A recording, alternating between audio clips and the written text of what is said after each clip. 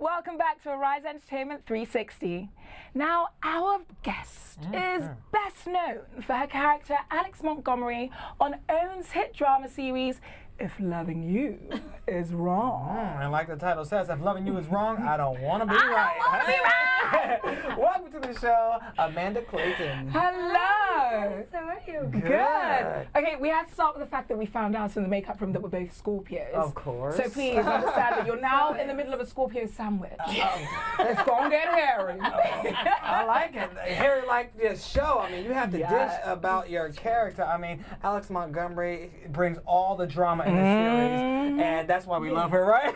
Yep. How is it playing such a drama-filled character week after week? It's really, really fun. It's fun to kind of get involved in somebody else's life and realize that, okay, I can throw all my problems away because hers are way worse. It's really fun to interact with our fans on the weekly basis as the shows air, and we get to live tweet with everybody, and everybody has their sides, whose side are they on, and it's kind of flipped over the last couple of seasons where people who were like, oh my god, she's cheating on her husband and with her best friend's husband and this and that and she's the worst, and now everybody's like, oh but wait a minute, I kind of side with her a little bit, so Like I understand her. now I kind of understand, but now it's flipping back again. Now I've just gone and messed everything up. Well, speaking of messing everything up, there's one thing that you do not mess up on camera, and it's those hot and steamy scenes, Amanda. Oh. In the tool shed and other places. Honey, you put Lady Chatterley to shame.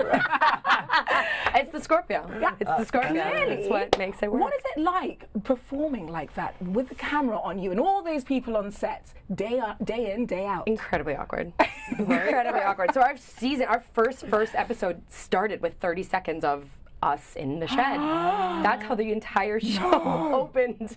But we shot it. Tyler was really wonderful. Tyler Perry's our director, writer, producer, creator, Everything. Does he play your character? exactly right. When I'm not feeling well, Tyler steps in. But we're sitting there in the shed, and he did a really wonderful thing and shot that about 5 days in to, like, we all had just gotten there and met each other. And Eltony Williams, who plays Randall on the show, and I had literally just met 5 days before, and they were like, hey, Hey, want to make it out? go in the shed?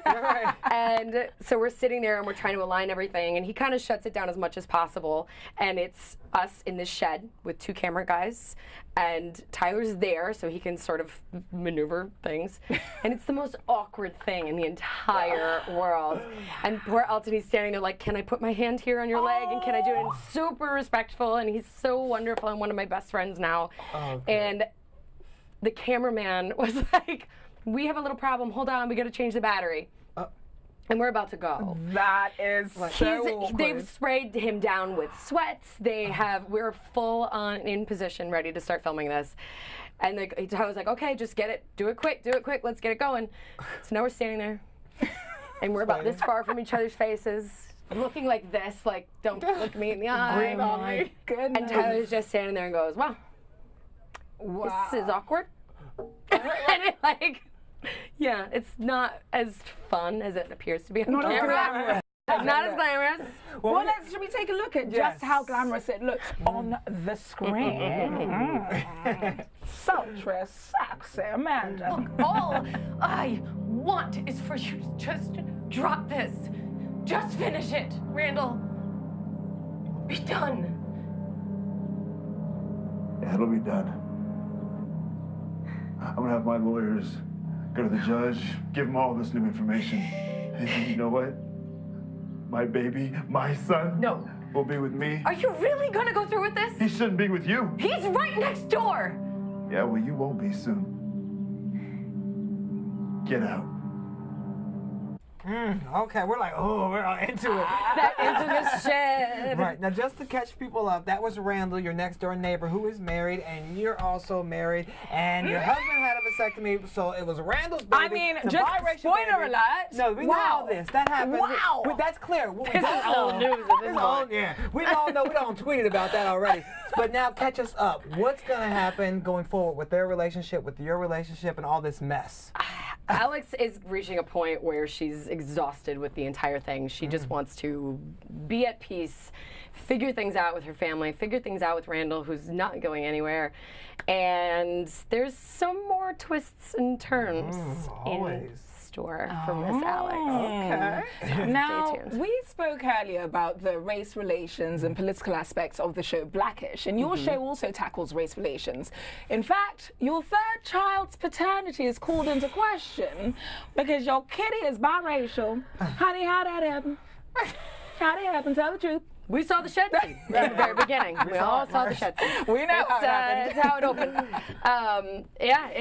But it does get really touchy with race relations. There's a part where my family is a very racist family, my parents, and there's a whole big scene from last season with all of that going down. And so, it's a lot of racially charged stuff. But it's been really great to be a part of something that that's an open conversation between all of us. And we have a really wonderful mixed cast of people that there is no race, there is no divide when the cameras aren't rolling at all. And that's really amazing and really fun to just be a part of a group of people that are like that. I love that. And you're used to being a part of different groups of people, and from television and film, you do a little bit of everything. But is there one medium you prefer over the other?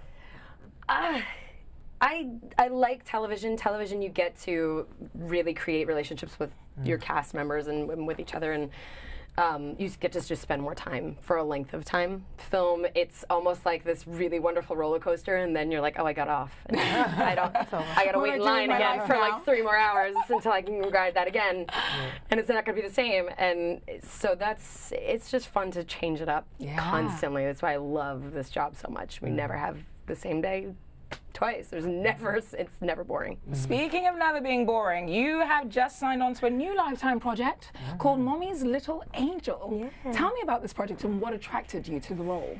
Well, it's Christine Conrad is the writer, and her stuff, she kind of has done these like themed projects along the way with Lifetime, and she's done Mommy's Little Boy, Mommy's Little Girl.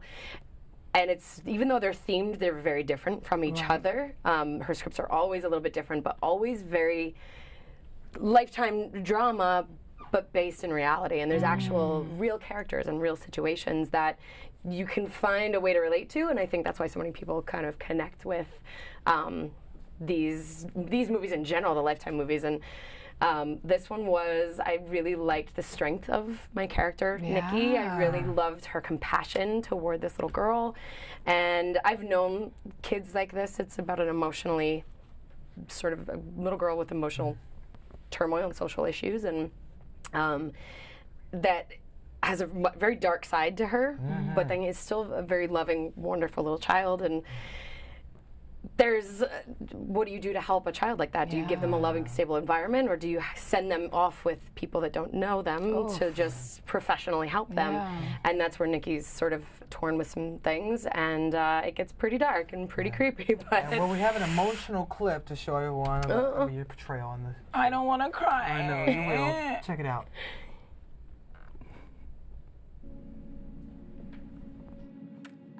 Your mom, she, oh my God, I can't do this. Honey, your mom, something really bad happened. There was an accident, and she fell. Honey, she's gone. She passed away. Do you understand what that means? My mom is. She's dead.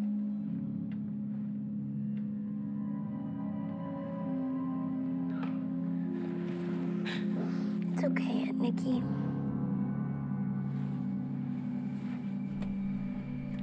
Woo, that was emotional. I was like, okay, bring on the tears. Little Morgan. Were those real tears? Yeah. What do you think about when you have to bring on those real tears in the moment on cue? Not fun stuff at all. I mean, I have a little niece she's gonna be 3 in June.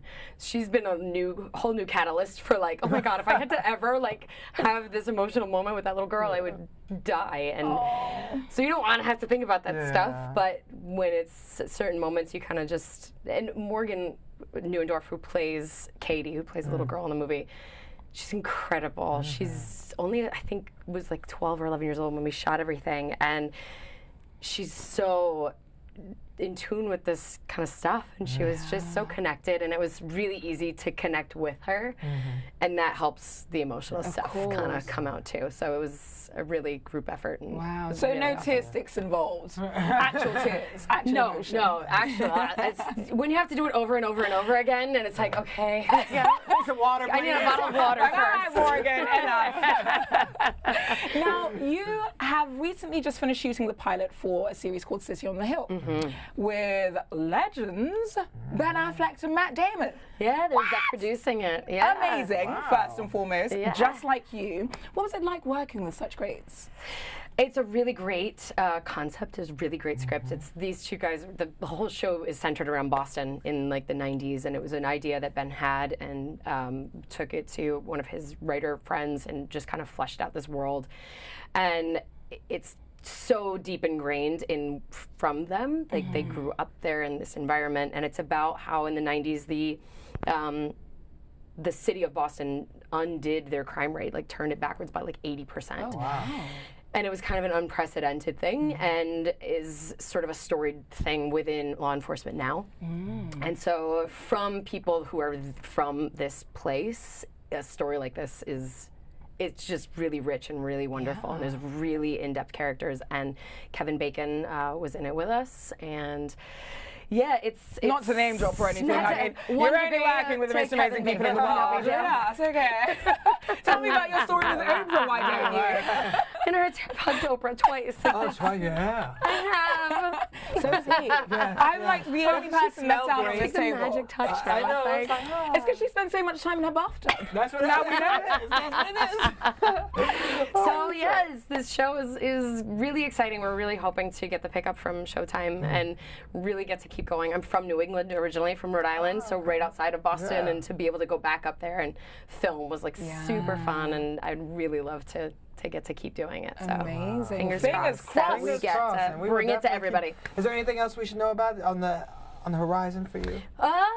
There's more If Love You Was Wrong drama coming this fall. We don't have the exact date just yet, but it should be September-ish. We'll be there So for all the keep an eye drama. out Don't on worry. for that. We'll be there. Yeah. All right. And Saturday is The premiere. Yeah. March 17th, we'll be there yeah. checking you out. Thank you so much. awesome. for Thank you joining guys us. for having me. Thank you, It was so fun. Amanda. Thanks. And Arise 360 will be right back.